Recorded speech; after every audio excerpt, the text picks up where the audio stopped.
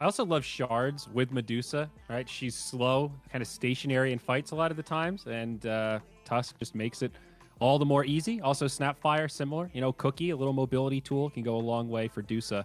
I love that they've got 3 heroes that have some way to kind of save, reset. I mean, this is really Medusa, star of the show, kind of raid boss style, the way they're building around her right now. Yeah, that's true. I'm curious what lanes they're going to do, though. Because like, Tusk is probably not a 3. It could be...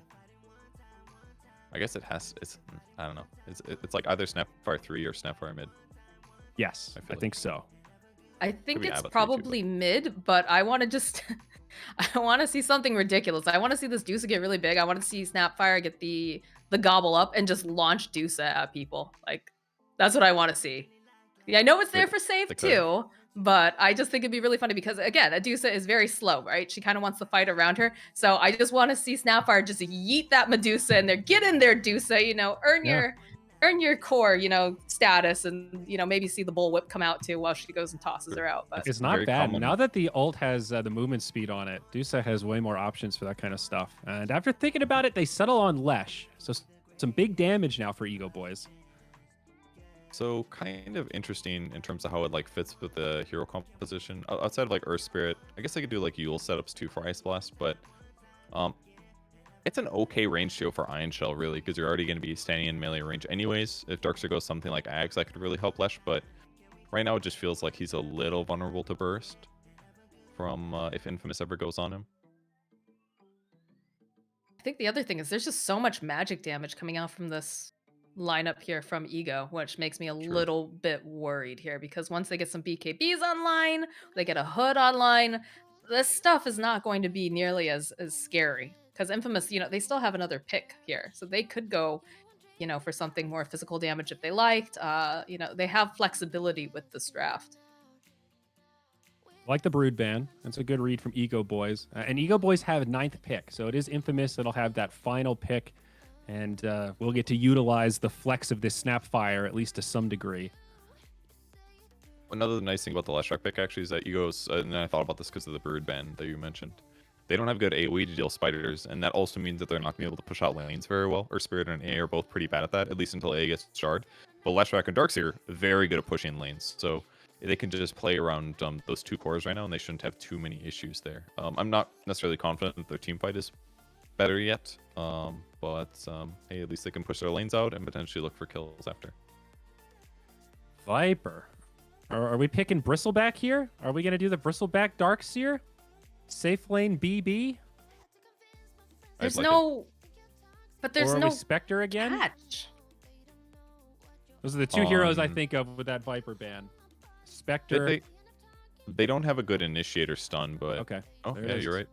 I hope it's the Arcana. Persona. Let's go, boys. Arcana. Yeah. He needs a level 330 battle pass. He would have had to pump a lot of money, guys. EgoBoys is a Division 2 team.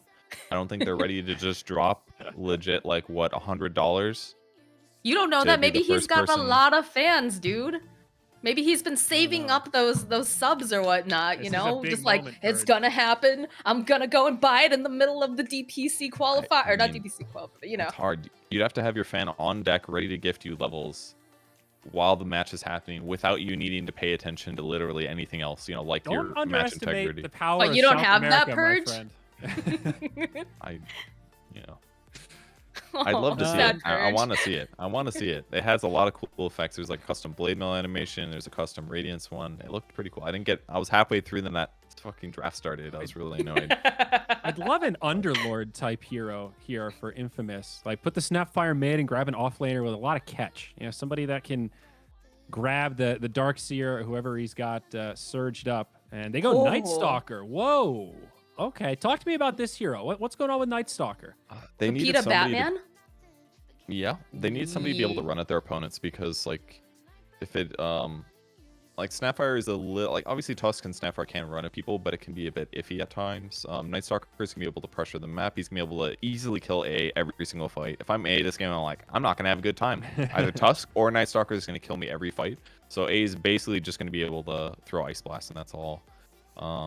Any other disable's a little bit weak, so Night Stalker should be able to run circles around him a bit and make life harder. It's okay here. I love Night Stalker on paper, but I still have some flashbacks to DPC where I think almost every time this hero was picked, it just looked rough, just like hard to execute. The other team had a good sense of how to play around it. And if he doesn't get that good start, the hero goes from a total beast to sort of a liability where he doesn't do so much playing from behind. I do still think Infamous is the stronger team, and it's probably more likely they win this game. But it is a pretty wild pick to round things out. Moxxi, what's your prediction here for game 2? Like the Night Stalker. I think definitely what you said. If he starts to suffer and falls behind, it's going to be hard. But I think you look at how squishy the team is and how not ready they're going to be to fight. And you just have a Night Stalker just hunting that Leshreck the entire time, hunting the AA, even like the Darkseer with that AoE silence. I think it's going to be really difficult for EgoBoys. So I'm going Infamous. All right. Well, we'll see if the Darkseer can enable his friends, the Earth Spirit, the Spectre. He's got quite the cast to enable. Time for you two to take the reins, though. Let's jump into game number 2. Moxxi and Purge can take it away. All right, Purge. What do you think looking at this draft? Well, I think what's really interesting is that 4 of the Infamous players have purchased a level 100 battle pass already, but the real question is how many of their benefits have they claimed so far? I mean, this is basically what we expected, right? Ego, the Division 2 team, are they going to have the Spectre Arcana 30 seconds after the battle pass comes out? It's not as likely, but Infamous, I really wish they would have been the ones to pick Spectre. Well, with that said, though, none of them are level 300, so it's just not yet. You know, maybe they would have felt a bigger sense of urgency had they had decided, oh my gosh, yeah, we're totally giving Parker Spectre. But no, they've already picked up their battle pass, like you said, and 30 seconds to battle. don't have any of those new hats out just yet either. We did get the banjo. I noticed that one, but banjo style. I like it. I like the banjo. Voice thing? Oh yeah, the banjo charge I see. Yee. I didn't have enough time to soak everything in, but it's okay there, buddy. Some new stuff. It's okay. We're gonna all learn together. We are. And I'm going to, like, every time they add more particles to the game, I become weaker and weaker as a play-by-play caster because I have to relearn everything here. But Mariano, we talked about this. He has to be able to kind of snowball ahead here. And he's already taking a decent amount of damage here. Nice body blocks here from Tano. They had, of course, that dagger. And he's trying to get away here so those cold feet don't proc. And it's not looking good for him. In fact, they're going to give Rises the final hit. So that is a great start here for EgoBoys. A kill for the Spectre right off the bat. Bet he can't use that gold to buy the Spectre Arcana right now because it'd be a better buy than this 250 gold that he's getting. Instantly buys himself a Band of Elven skin. It's a really nice start, actually. A 6 damage advantage that he wouldn't have had otherwise. Night Stalker is going to lane with a Bracer start. That means he wants as much raw damage to be able to deny as much as possible. If you have Quelling, you're saying like, well, I'm going to get last hits for me, but maybe I won't be as competitive than denying. But with a Bracer, he's got 68 plus 3 damage. Spectre is 50 plus 2 damage. That means Night Stalker should be able to dumpster Spectre, but at least having that Band of Elven skin is going to put it 6 damage closer in Spectre's favor. So not terrible at all for Rises to start this game. All right, how the heck did they kill the Deuce here in the bottom lane? Because I'll be honest, I didn't catch that one. I'm not sure if our awesome observer managed to catch it. It's Ion Shell. It does 30 damage per second for 25 seconds. Let's do the math, guys. That is, what? Like 750 damage per hero? It's a broken level 1 skill, clearly. What other skill does 750 damage at level 1? I don't know, but get 2 of them. Hey. You just stand next to him, he dies. It's that simple. Yep. Yep, just like that. All right, well, this is starting off as a disaster here for Infamous in game number 2. They had a death on the Night Stalker and a death on Dusa and the Abaddon. And now they might end up losing Faker here, too. Scatter Blast trying to outplay here. Lone sitting very low, though. Like, we aren't going to see a kill in this mid lane just yet. Yeah, they need to offset these lane losses so far, but... Spectre 7-1, Night Stalker 6-1, so that's going completely fine for them. They don't have to worry too much there. Water Runes are coming up here. Lone doesn't quite have his bottle yet. Tries to go for a stun, misses it, takes some tower shots, but he'll be able to grab one Water Rune at least. Each of them will be able to pick up a Water Rune, go right back over to that lane. But it's been really neck and neck over here. It's been pretty interesting to watch. Michael has to be a little bit careful. Nice harass coming out from Carl. Will push away the Tusk. And they're trying to recoup their losses here in this bottom lane. For the side of Infamous, they get a pull off over to the side. they have to be so careful here because you can see Tano and Drakeel, they're just running at them nonstop. But as long as Medusa gets some levels, it'll be relatively fine. Bata can just get away from her a bit, give him some solo experience, that kind of thing. Kara.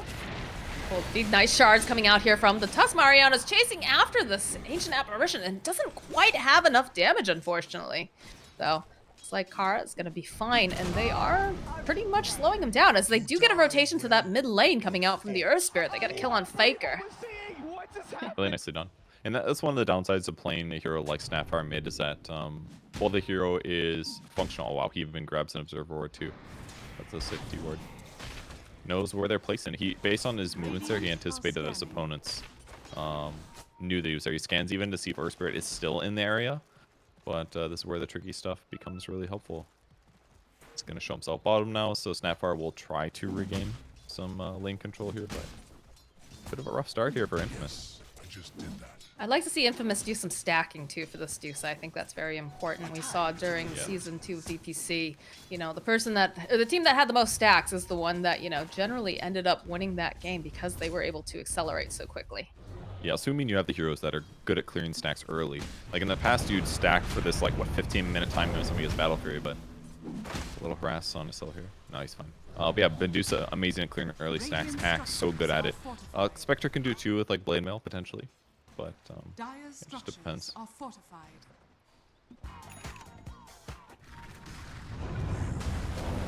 You can see that Michael trying to do a little bit of creep manipulation here, but Tano finds a kill on Acel. This bottom lane is going great for the side of Ego. In fact, look at this. He's actually going to be able to walk away from the engagement thanks to the Fairy Fire. He's got the boots online.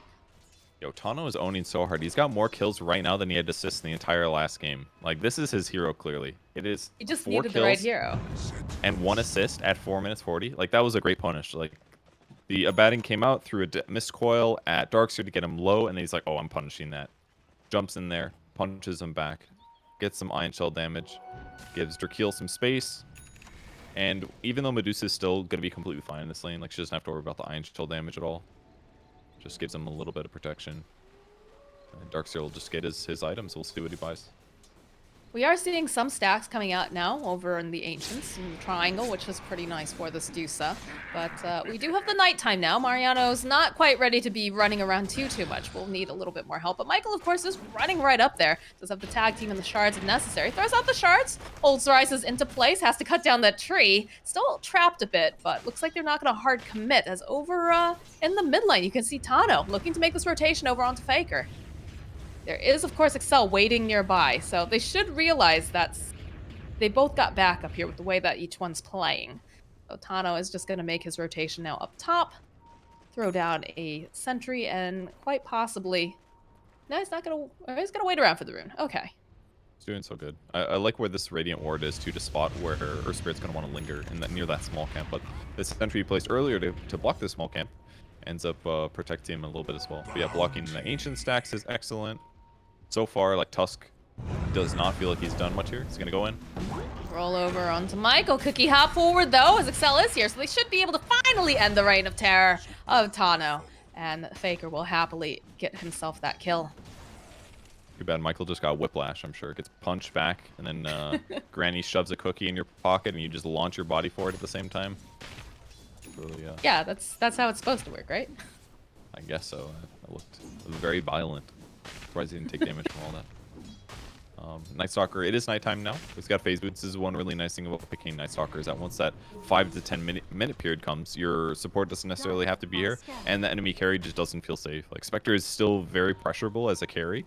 It's one of the downsides to the hero is that you can punish her in lane, but hey, she just has to be safe until it becomes daytime, and then things are less bad once again. But for now, Night Stalker is going to get a lot of network.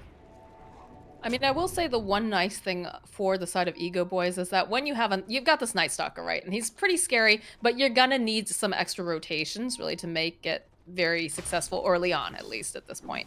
Right now, obviously, Faker just really wants to farm up, wants to get those levels, and you know, you've got Acel, and Excel's having a rough game. In fact, as I say that, they roll in. It's gonna turn back around because Faker is gonna make his first rotation here, but the Surge, of course, over on Drakeel, gonna make it very difficult for them to close the gap. So they force out this rotation. They do go for a scan. They know that Tano's still here, but he drops a nice ward over on the cliffside so he can keep an eye just on where they're coming from. As pressure's coming out now over in this mid lane from Alone. He's waiting patiently. Michael is going to show up.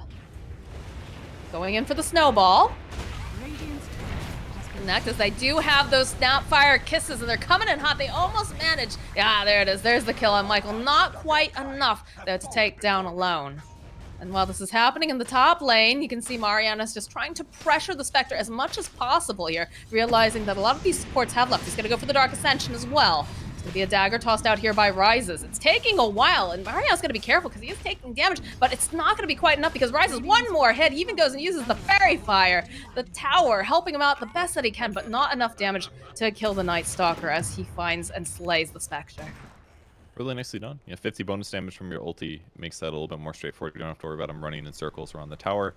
But ultimately, rough rotation from Infamous. When they TP Snapfire bottom, they didn't have a disable setup, so he can't, like, if he doesn't land Cookie himself, they lose the kill. And now Abaddon's going to also die trying to defend the tower. It dies instantly due to the Diabolic Edict from Leshrac, and now it just looks pretty bad for Infamous. The net worth is even right now, but it just feels like they're making some sloppy mistakes, and EgoBoys is getting what they want. Other than, you know, Spectre dying. That part, not good, but...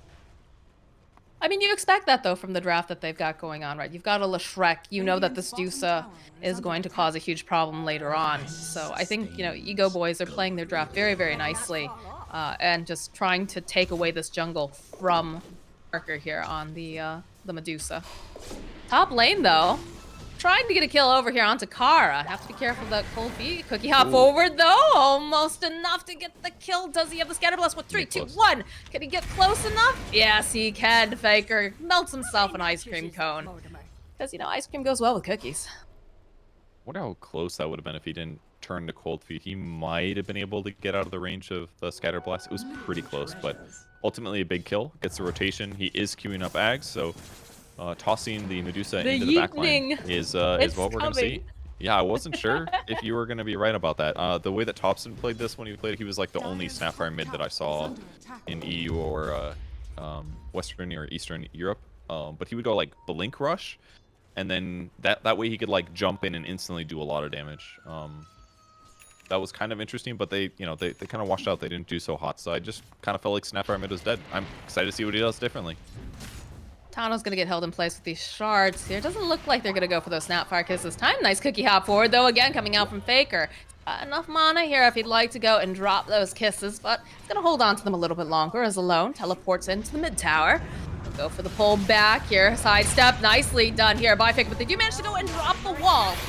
Jump forward again. Mariano's here. He's looking for a kill. He wants the Spectre. They'll end up losing the Abaddon. The hunt is on, though. They really want Faker, and they have just enough damage to do it. As Mariano is forced back. Roll forward here, coming out from Todd. He's gone perhaps just a little bit too far. Mario turning right back in. Walrus Punch comes out. They'll find the kill on Todd. Out Drakeel now. Forced to run for his life, but that AoE silence, man, it hurts. They're looking to go back in over on the side of EgoBoys. See how fast Alone is just charging in with that surge, but... they're gonna back off a little bit, perhaps go back to the tower as the Abaddon has respawned now. No longer nighttime, so it's a little bit less scary for the side of EgoBoys. Michael taking a lot of damage here, goes for the snowball. He's gonna be able to land over onto Drakeel. Big ice blast coming in hot. Does manage to go and clip over onto a couple of these heroes, but Drakeel, he's just stuck around maybe a little bit too long. There's the shards, not quite enough damage. The long range Snapfire kisses, though the silence though coming out as well. They're not gonna be able to go and finish off Drakeel as they'll get the kill again over onto the Abaddon. The tower is taken. Very nice fight here for EgoBoys. EgoBoys are just completely outplaying them. I mean, in the initial fight, the Snapfire did a great job, like, escaping, using the Illusion Rune, forcing extra stones to come out, dodging spells, getting behind the tower, but ultimately the pressure was too much, and the biggest issue is that was Night Stalker using his ulti. I mean, it was like a minute and a half now, but it's daytime for another 60 seconds, so this is a couple of minutes of period here where EgoBoys are going to continue getting their net worth up. They're going Echo Saber on Spectre to have decent right click and mana regen and damage and all that good stuff, but ooh, that was a very obvious ward here. Not a good sign. Rolling in. Guy doesn't even have good day vision. It's like 800 units, but he just happened to luck out and be in the same place. That one feels bad for Tono. Could deny the ward. That's a good thing that players do sometimes. All right, pressure to the top lane. Here's a Sin trying to slow down this push, but they will dive. Oh yeah, absolutely going for a dive. The cookie out forward over on Takara, and a big fish punch following up. So pressure being placed over on this tier 1 top from the side of Infamous. You know, while we're on that topic, what's the best way to prepare frozen fish in your experience? I like to slowly defrost it generally. I feel like if you try to put it in the microwave, it's just going to like overcook the edges and whatnot. Like you have to be so careful. So you just put it in like So put it on my gaming PC or something, or no. That's how we get sick and die. This you probably wash your chicken too, don't you? Hold that thought though. The cookie hop over on Titano, but already A is going to die. Ice Blast gets tossed in the vault with the wall. They get the kill, and there's going to be the fall of the silence coming out from Mariano here. They use the Stone Gaze alone. Needs to be careful. Those kisses coming in hot, but Mariano, it takes too much damage over on the back lines. Can they finish off alone? Yes, they'll be able to, but now Faker has to run for his life as Jakeel hunting him down here with that Ion Shell. Tries to find just a moment to get away. He's not going to be able to, as there's no mana left here. Oh, the Haunt comes out, the Snowball. They're trying to punish them for going too far, and there's going to be a buyback now coming out from Faker. They're looking to catch anyone if they can, but it looks like they just don't have it. The Ice Blast coming in, lands over on Sparker. Look at Jakeel, he wants this kill. He's hunting for a Gorgon here, but he's not going to be able to quite manage it. And he's got to be so careful because he almost dies for his efforts as well. Nice stone here from Tano, slowing down everyone. The Ravage, but a slow. Very good stone kick. Medusa looked a little vulnerable there, but the Aphotic Shield will damage block very similar to like having a Piper Hood, so good attempt at a dive though. Alright, there's a nice slitter. Good snowball though, buys just a little bit more time for Fakers. They follow up with the Scatter Blast. Cookie hop over onto the high ground. Looks like Michael is going to die for this, and they throw out that Spectral Dagger. They really want this kill. Michael falling now. Faker is just left all alone. He is dead. The Ice Blast getting tossed out just in case. I just can't help but so fast and furious here. They're doing a great job running their opponents down, and it just feels like Snapfire is not really making a huge impact right now. The first item he bought was Boots of Travel. He wanted up his movement speed to help offset the fact that his opponents are fast, and to give him another way to gap close and get disables. But the problem is the disables, or the chase is effective enough from the EgoBoys that like he just gets gone on, and then his skills aren't good anymore. And the other way to utilize the hero is like he needs his allies to initiate, and he just launches in Mortimer's Kisses and does a huge amount of damage to help them out. But like other than Night Stalker and maybe Tusk, no one else is initiating, so it just feels kind of awkward right now. I feel like he's not justifying the mid Snapfire pick just yet. He bought back apparently as well, by the way, so his net worth is not looking healthy. He's the fifth. No. He's fifth from the bottom. Net worth. That was the mid player. And it looks like he's changed his mind, going more towards that build that you talked about earlier, that Topsa did with the Blink Dagger. He had queued up the Aghanims, but they decided that they wanted to change this. So Deuce, of course, is going for that Ags pickup. Pretty standard stuff, but the towers are falling very rapidly over on the side of Infamous. In fact, Mariano does show up, but not much that he can do. I mean, he's just happy to be here, frankly, because it's easy for him. He's pretty survivable, and big pickup. I don't think the kisses were necessary for that.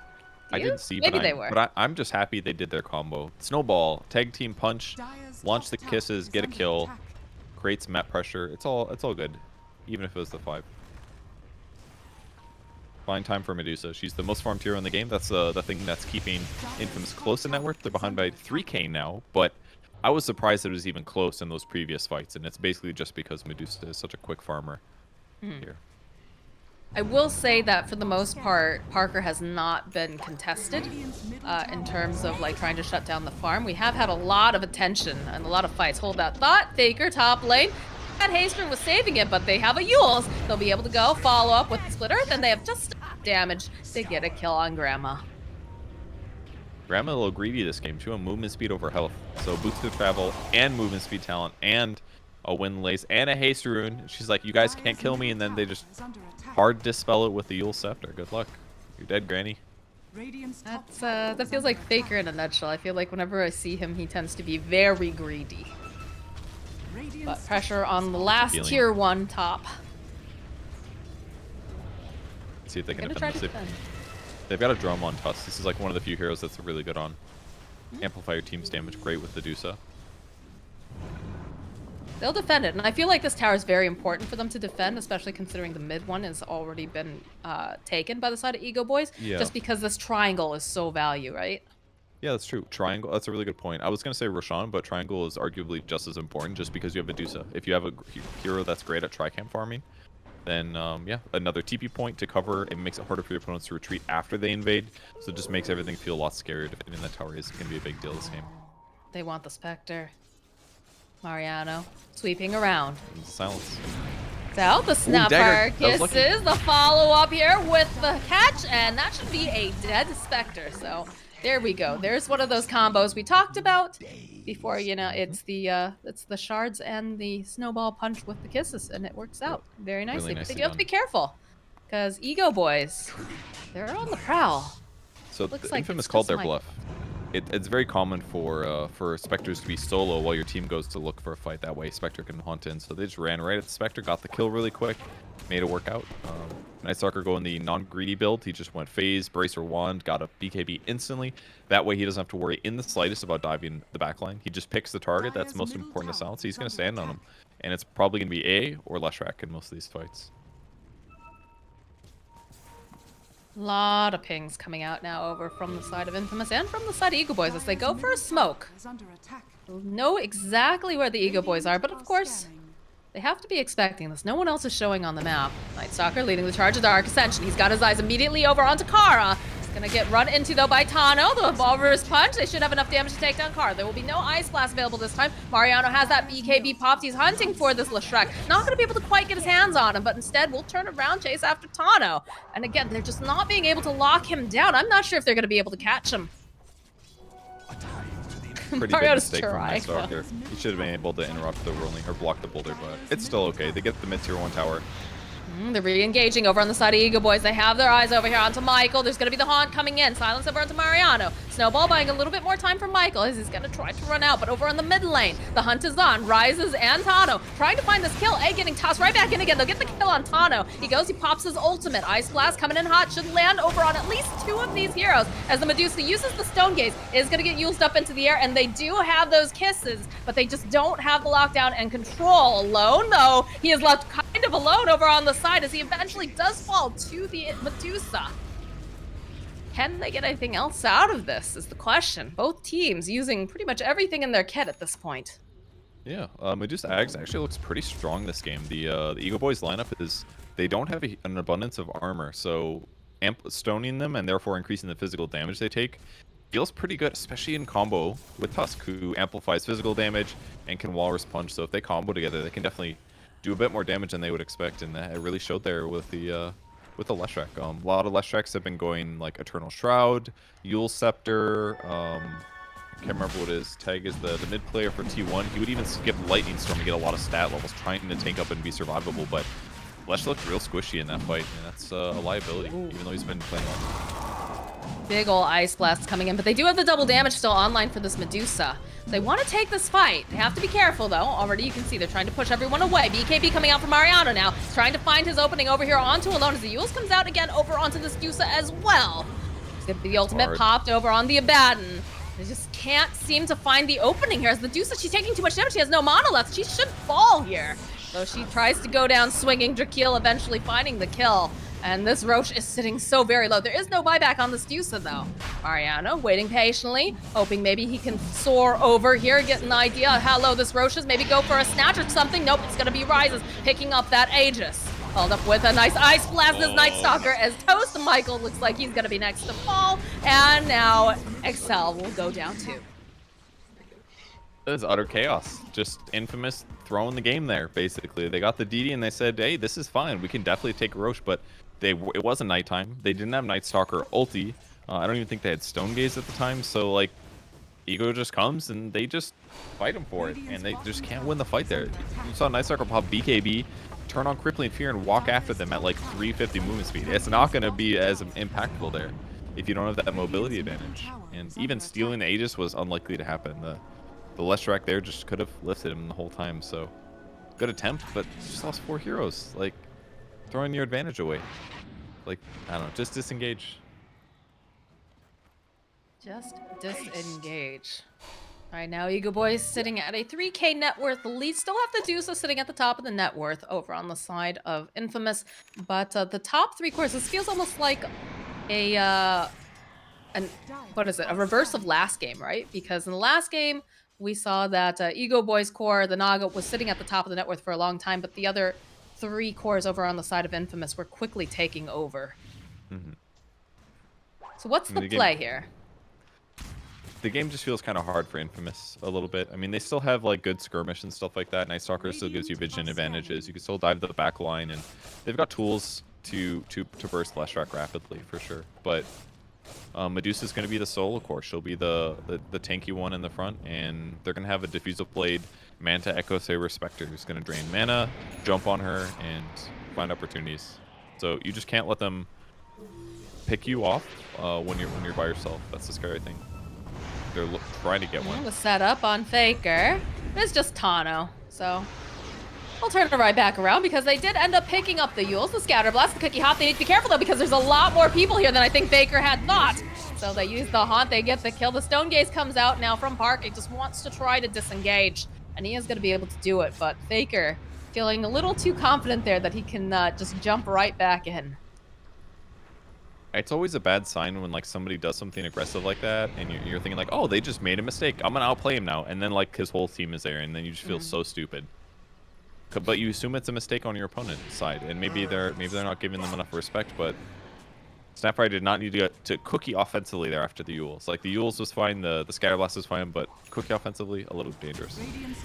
Now with the Aegis, pressure Spectre a little.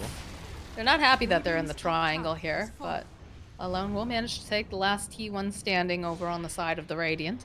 I think it's interesting too the amount of different builds that we've been seeing from Faker. You know, we saw he was queued up for the Blink Dagger, he was queued up for the Ag Scepter, and now he's ended up with that Yules and working on the BKB next. He's been very dynamic in response to what is killing him, which I think is good, but I'm also concerned that this isn't the way that he wanted to play this at all. Smoked right on top of a ward. I would agree with your thoughts about his itemization. He just realizes, like, I need to be able to defend myself. I'm too vulnerable. When they get on top of me, I'm going to have a bad time. And at least this gives them setup. There's the fight.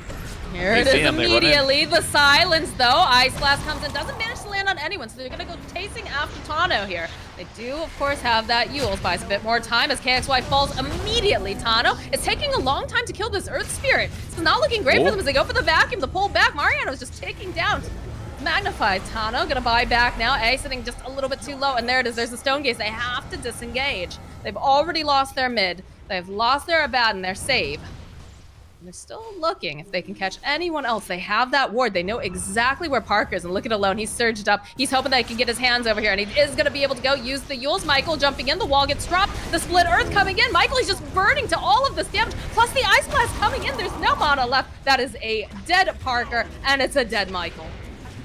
I don't know if he thought that his snowball was off cooldown, but I clicked on him and it was about 4 or 5 seconds left. Maybe tried to like punch somebody to prevent the vacuum in time, but man, they're just running over Infamous here. That ward was crucial. It was cool with how they did that. They placed an observer ward on the cliff spot like normal, but they also had one to the right. And sometimes like double warding the same area makes you think as a support, yeah, they're not gonna have a ward here. They already had one. So you get one, that you don't get the other, and you just assume you're safe because they maybe didn't overbuy sentries, or they were low or didn't have the money. So that smoke break, they were completely ready for that. They put Spectre in their face. They instantly killed Snapfire basically with a rundown. Just started the fight so easy for them. They do manage to push them away from the tier 3 over on the side of Infamous, but they've got to be feeling pretty good right now. Although the Aegis does get reclaimed. So it looks like Ego, they're going to kick back. They've got to be feeling pretty good right now. Although they do find themselves a Faker again. Uh-oh, Split Earth, plenty of damage from the Diabolic Edict, and Rises joining on, and they even go throw out the Ice Blast just for good measure. Ooh, Excel? Excel gets found by Tano and Drakeel here. This is not good. Does have his ultimate up if necessary. Michael waiting over here on the low ground. Feels a bit loath to show up to this fight. He'll throw out some shards, but not going to be able to do a whole heck of a lot here, because if he shows up, he's just going to feed. Game's not looking good for Infamous here. I feel like they've given up too much ground here. Medusa's not that far ahead in net worth. Tano's just completely controlling the game. There's a snowball. Steve gets followed up on. Yeah, it's gonna get dragged back. It does have the Essence Ring, but the Cold Feet will proc. And they'll wait patiently, tick down slowly, using that ion shell from Drakeel. This is Tano's redemption arc after game number 1, and it's looking pretty darn really good is. for him, huh? The difference between the last game and this one is like literally night and day. It is like the difference between like a pro player and like a pub player. I am like so impressed. He's playing so good this game.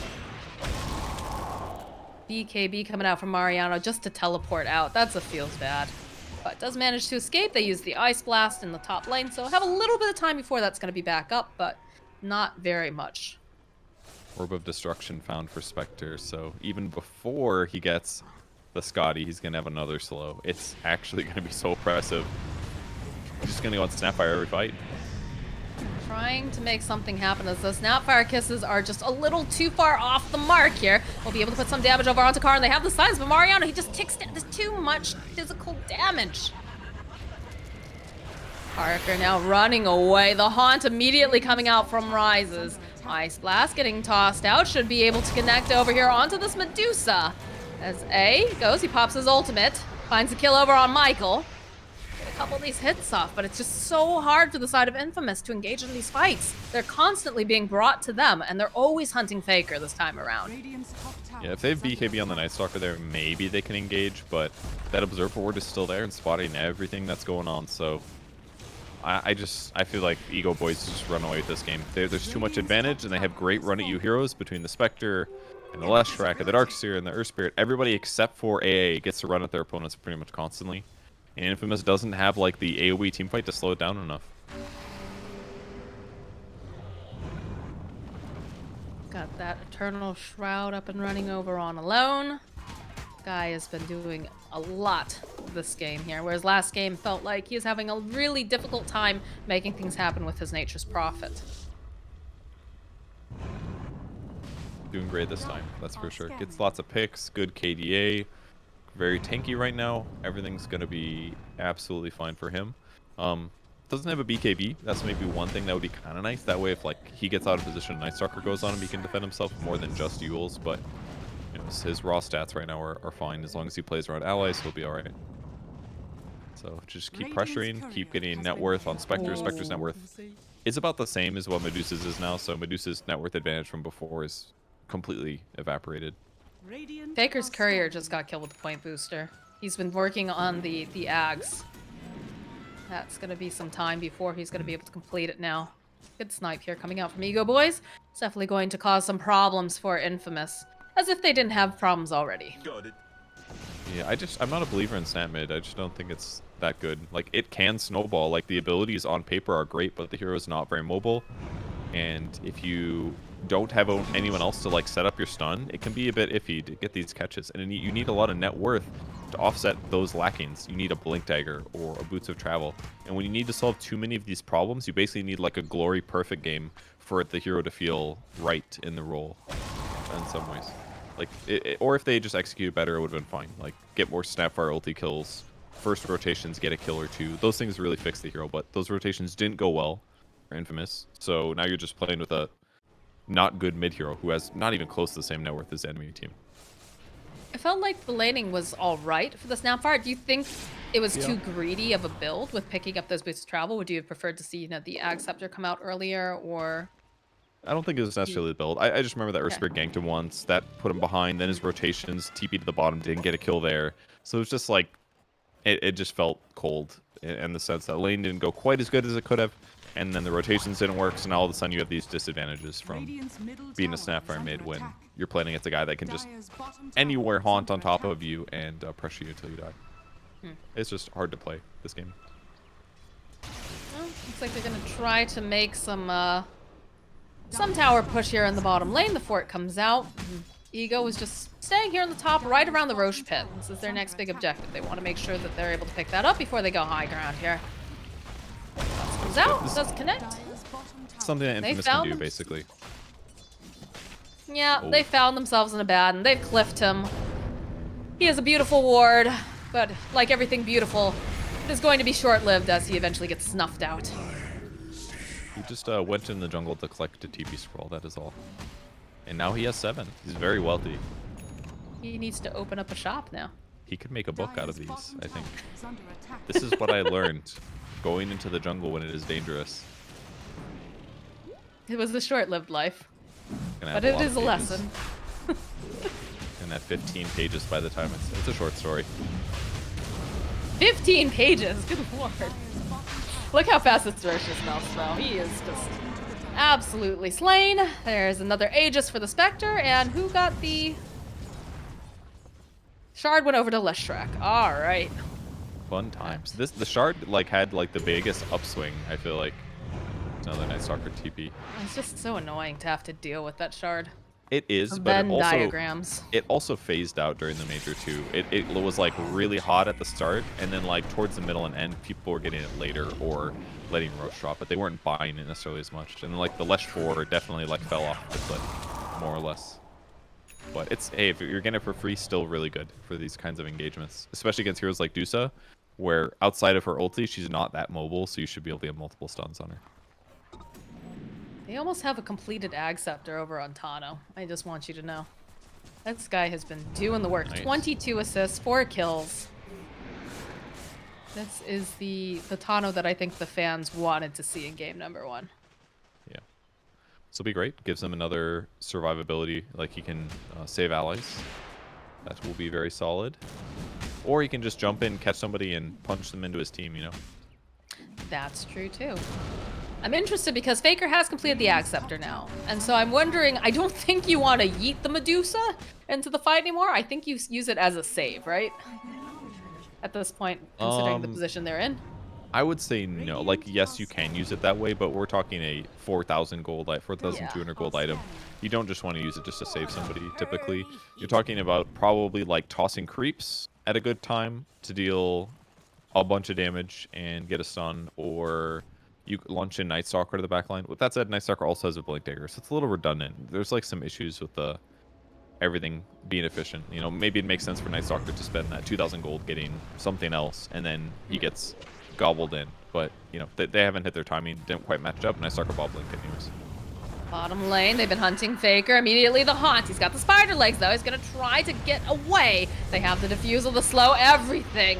There's going to be the Yules and the split earth. That's a dead Faker. He's not even going to get to show off that Ag Scepter. As they follow up, they get the kill over on Abaddon.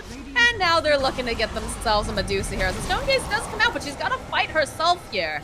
That wall getting dropped right on top of her, and that Scotty slow feels pretty bad now, as they do have themselves that illusion. Pressure's on over on the buildings. Mariana just cannot seem to find the opening to get in there.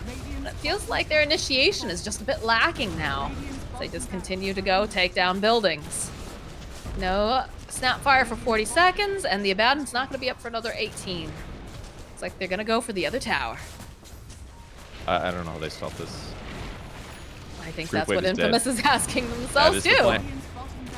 They just keep throwing out the snakes. They're trying to use the Mystic Snake that comes out as well. And I mean, they're doing a decent amount with chipping away, but it's just taking so long that they're not able to push them out. Okay, they're going to try to make something happen over here on Rises. He does have an Aegis, though. That's going to be really, really careful. Snowball right over to the creep over on the side. Mariano, he's not sure here. He went forward. He thought about jumping in, but immediately turns around. So the damage has been dealt. They managed to take the tower in Rack's bottom and half the Racks and the tower in the mid lane. Yep, and they still got the Aegis too for now, until it disappears. But yeah, double Racks at this point is great. They can counter push well on the Infamous side, but it just feels like the EgoBoys are ready to collapse everything. There's not much more they can do. Yeah, they're gonna go for a 5-man smoke. Running into darkness. There's Running the toss. in the yeet, though. There's the yeeting I was looking for. They immediately jump on Dracul. They're able Not to bad. just blow him up Oh. this time around. Alone, caught over here on the side. It's going to be the Yules. Mariano doesn't have that AoE silence anymore. The buyback coming out now. It's like A is going to fall. And now this Dusa is trying to fight here with Rises. Does have the cookie, does have the grandma over on the back lines, but they still manage to take down Michael. And they're doing everything they can to take down Rises, but it's not looking like it's going to be enough as Parker, he falls. Faker now running for his life. Mariano already falling from Jaquil. All the Yules coming into play here. They're just trying to burst them down. They're able to do it. The Dusa buys back, but this is starting to look like this game is not going to go in favor of Infamous. It kind of looked good that the Medusa ulti did stun the two heroes after they killed the Darkseer, but unfortunately Cold Feet set in at the same time, so they lost some crucial right-click time, and then Spectre just stood there and slapped Dusa, and there was not much she could do. Radiant's top tower. I mean, they have their own Unfortunately, Dusa now here too. Yeah. Double buyback now. Snapfire and Night Stalker getting into the fight. Alone has been such a thorn in their side, and they have not been able to jump onto the back lines and burst him down fast enough. They're gonna respect the buybacks though. They're backing off over on the side of Ego. The Aegis does indeed get reclaimed. Yep. Didn't want to chance it there. I mean, they're so far ahead. It would be amazing if they could upset this series, actually. Like, genuinely really amazing. Obviously, game one was a bit of a mega stomp. Not like a mega stomp, but a stomp.